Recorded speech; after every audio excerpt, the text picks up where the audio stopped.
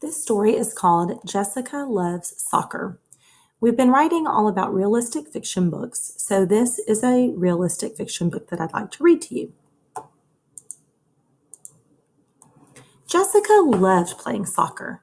She often played with her older twin brothers, Jason and Jamal. Jessica is a good soccer player, said Jason. Yes, for a girl, added Jamal. The twins played for the under-10s neighborhood soccer team. They were called the Red Dragons. Their team had reached the final of the city soccer championships. They would be playing the Sharks. On the morning of the big game, the twins were very excited. When they arrived at the soccer field, they knew something was wrong. Their coach and the rest of the team looked very miserable. What's wrong? Asked Jason. 4 of our players have chicken pox, said Coach. We only have 10 players.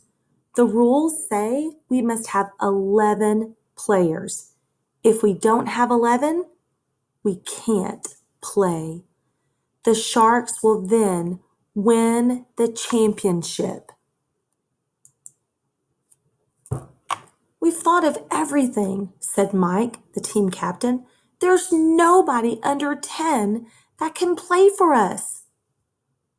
I'll play for you, said a little voice. It was Jessica. Everyone laughed. She's a girl, said Mike. She's so small, said Dan. But she's a good player, said Jason. For a girl, said Jamal. It doesn't matter if she doesn't even kick the ball. With 11 players, we'll be able to play the game. Welcome to the Red Dragons, said Coach. Jessica beamed a huge smile. Coach told Jessica not to move from the center circle. She was not to kick the ball. She was there to make up the numbers. The teams lined up, ready to play. The boys on the Sharks team pointed at Jessica. They laughed at her because her shirt was so big. It reached her knees. The Sharks were a very good team. After only 5 minutes of play, they scored a goal. The Dragons were missing some of their best players. At halftime, the score was Sharks 2, Dragons 1. Jessica had not touched the ball. In the second half, the Dragons were determined to try harder, and Jessica was told to just stand in the center circle. It was like the team was 1 player short.